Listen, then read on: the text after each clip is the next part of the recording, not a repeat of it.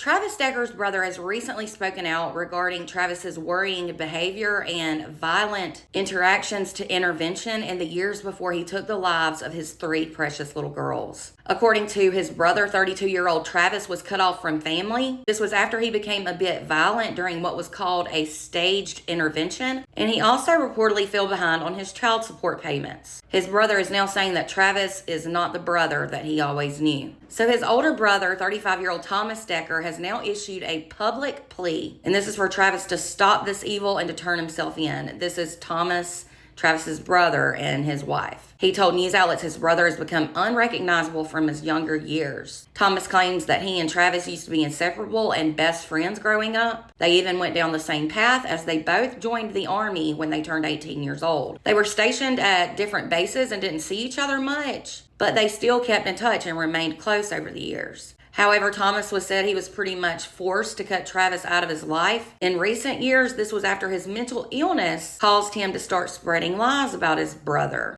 Thomas said cutting him off was tough. Thomas said things changed about 3 years ago when he found out he would be stationed about 3 hours away from Travis and Whitney and their 3 daughters, and that was in Wenatchee, Washington. Thomas was excited and thought, well, we both have young kids, so we can all spend time together and reconnect. At first, Travis seemed excited to have his brother close to him again, but he then suddenly became distant and uninterested. He then changed, and Thomas, his brother, is still trying to figure out why. It was said Travis started to act really cold towards Thomas, and Thomas then found out that Travis and Whitney were planning to divorce after 7 years of marriage. Thomas said Travis seemed different and disinterested after his marriage started to fall apart. Now, Travis was still living at home with Whitney and the girls during this time, but Thomas said every time he would speak to him, you couldn't communicate with him. He would listen, but he wasn't listening, Thomas said. I guess he means it was going in one ear and out the other. Thomas then reportedly learned that Travis was abandoning his relationship with his 3 little girls, and that upset Thomas, the brother, even more. So Thomas said he and their dad then staged an intervention that was in an attempt to help Travis, but it went horribly wrong. They hoped to have a good conversation with him and ask him what he needed, like with finances or anything, in order to get him on the right track. But during that so-called intervention, Thomas said Travis was caught off guard. And that's because Thomas, his brother, and their dad showed up at Travis's house unannounced. And that was while Whitney and the girls went out. Thomas said things didn't go well during that moment, and that Travis tried to resort to violence because they weren't supposed to be there and showed up unannounced.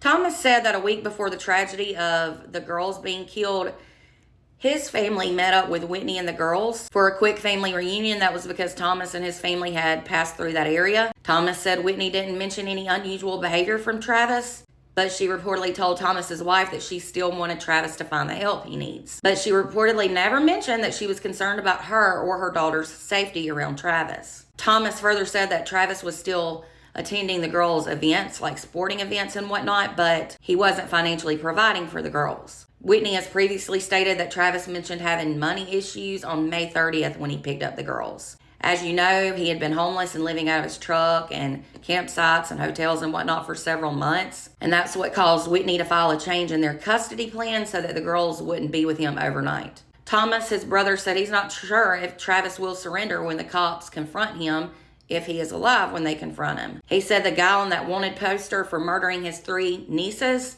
is no longer a man that Thomas, the brother, knows, so he has no clue how he will react. Travis has not yet been found. The manhunt is still ongoing. They're still encouraging people in that area to be careful.